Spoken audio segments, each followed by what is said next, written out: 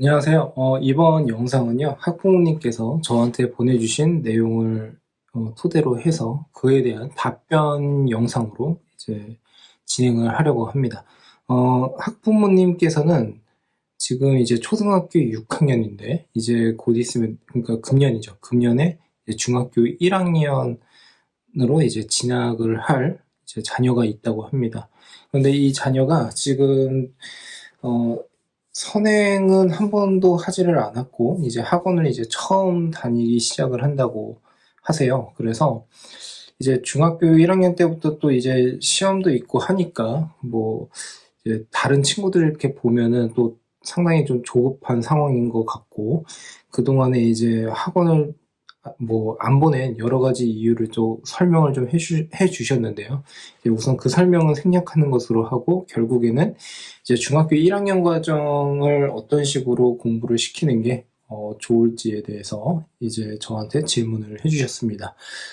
어, 그러니까 우선은 이제 제 생각은 뭐냐면요. 여기에서 너무 크게 의미 부여를 할 필요가 없는 것 중에 하나가, 이제 여러 학생들이 이제 선행 학습을 하고 뭐 몇 년치에 이제 학습을 시키는 경우가 분명 있긴 있지만, 현재 상황에서는 뭐 그런 것들을 막 이것저것 뭐 탓을 할 필요는 없을 것 같고요.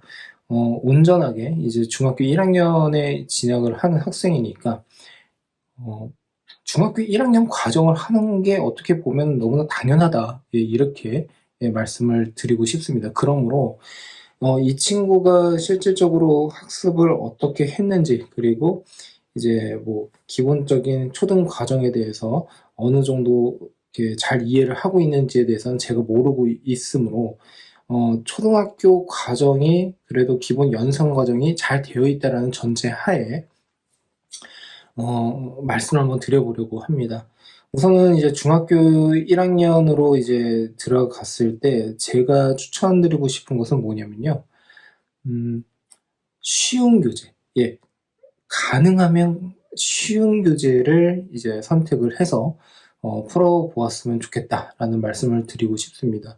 이제 그런데 여기에서 이 쉬운 교재라고 하는 게 선생님들마다의 기준이 분명 다르기는 하지만, 어, 학원 경험이 없고 그렇다고 해서 이제 집에서 학습에 대해서 뭐 상당한 푸시를 한 게 아니라고 한다면, 어, 학원에서 시키는 정도, 그러니까 상당한 학습 양을 바로바로 소화를 하기는 쉽지 않을 겁니다. 그러므로 저는 이제 두 가지 포인트를 이제 잡아드리려고 하는데요. 우선 첫 번째는 개념 설명이 너무 자세하게 되어 있는 것은 우선 지양하는 것으로 하고, 그리고 문제가 너무 어려운 것들이 많은 교재들, 예, 이런 것도 예, 지양하자. 예, 그러니까 전반적으로 개념의 설명과 그리고 문제의 난도 자체가 좀 많이 떨어져 있는 것들, 예, 이런 것들을 이제 가지고서 공부를 하는 게 저는 괜찮다라는 생각은 하고 있습니다.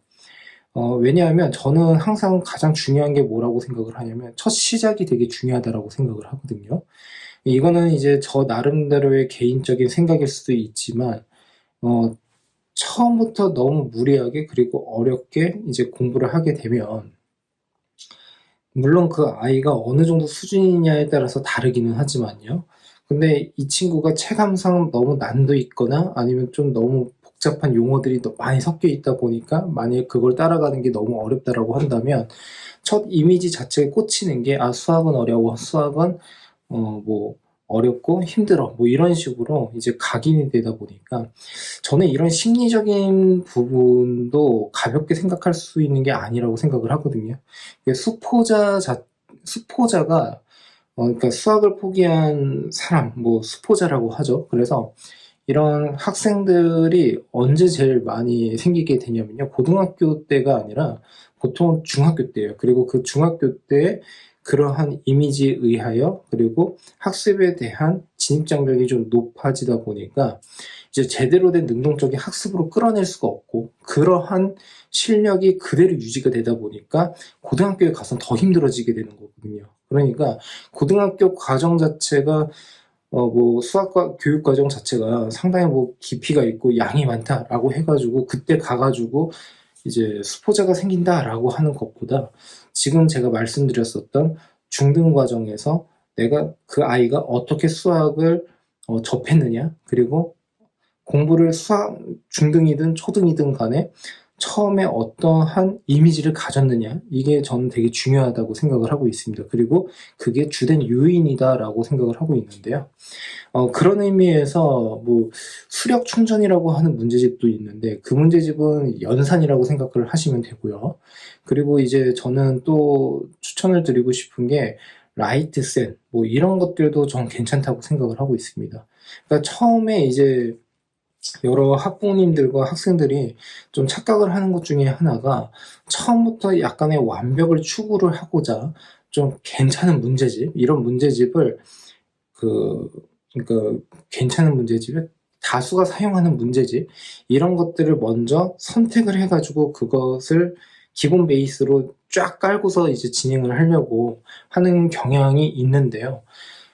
그거를 처음부터 이제 이해를 잘 한다면 뭐 당연히 좋은 거죠. 그런데 꼭 그게 아니라고 하더라도 우선은 전반적인 내용을 훑을 수 있는 얇은 문제, 그리고 얇은 문제집, 그러면서 내용 설명이 너무 장황하고 자세하게 깊이 있게 들어가는 것보다도 기본적인 용어 설명과 그 다음에 공식, 그래서 이 용어가 있고 이 공식이 있는데 이 간단한 문제를 이들로서 어떻게 해결하는지를 좀 더 자세하게 이렇게 풀 수 있는 그런 문제집이라고 한다면 저는 그것도 상당히 괜찮다고 생각이 듭니다. 개념이 그렇게 많이 들어가 있는 것도 아니면서 문제의 난도 자체가 그렇게 뭐 어려운 난도가 아니라고 한다면 이제 아이의 학습 과정 선상에서 속도감 있게 좀 더 풀어볼 수 있게끔 할 수도 있고 양을 좀 더 늘려볼 수도 있기 때문에 저는 그래서 이렇게 하면서 이제 용어나 공식에 좀 더 친숙하고 그리고 기본적인 문제의 구조나 이런 것에 좀 더 친숙하게 와닿을 수만 있다면 저는 처음에 그게 좀 느리게 보이더라도 저는 그게 훨씬 좋다라는 생각을 하고 있어요. 일례로 제가 지금 학생들을 가르칠 때도 마찬가지인데 이게 온라인이든 아니면 오프라인이든 간에 중요한 것은 그 아이의 수준이 월등하게 높은 게 아니고 근데 또 평범하다라기보다도 좀 못한 학생이라고 한다면 못하는 학생? 그러니까 평범한 학생이라고 하더라도요. 처음부터 너무 양이 많은 그런 문제집으로는 진행을 하질 않고 차라리 그냥 기초적인 과정만 확인할 수 있는 문제집이어도 좋으니 그 전반에 걸친 단원들을 고루고루 볼 수 있는 그런 문제집을 선택해서 진행하는 것도 저는 효과를 좀 많이 봤다라고 말씀드릴 수 있습니다. 그러다 보니까 이제 제가 또 여기에서 설명을 드리는 이유 중에 하나는 초등학교에서 중학교 과정으로 넘어갔을 때 실상은 중학교에서 고등학교로 넘어갔을 때보다 체감 난도가 확 올라가요. 그러니까 초등학교 때는 솔직하게 말씀을 드려서 개념이 상당히 자잘하게 쬐끔쬐끔하게 나오잖아요. 그러니까 뭐 각각의 단원에서 이제 설명하는 그 내용 자체가 그렇게 많이 차지를 하지를 않고 있다 보니까 큰 문제가 없는데 이제 중학교 과정으로 넘어가게 되면 글의 양도 너무 길어지고요. 그리고 갑자기 모르는 되게 생소한 용어 같은 것들이 나오게 되고, 그러니까 이제 저는 만일에 그게 전부터 이제 그게 좀 훈련이 되어 있는 학생이 아니라고 한다면, 처음부터 막 뭐 다수의 학생들이 푸는 문제집을 뭐 적용해가지고 할 이유가 있나, 이런 생각도 하고 있습니다. 그래서,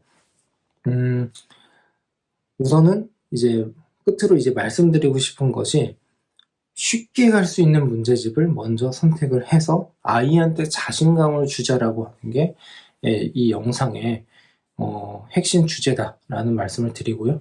그것에 맞는 이제 문제집을 아이와 같이 서점에 가서 같이 좀 살펴보면서 골라보셨으면 좋겠다라는 말씀을 드립니다.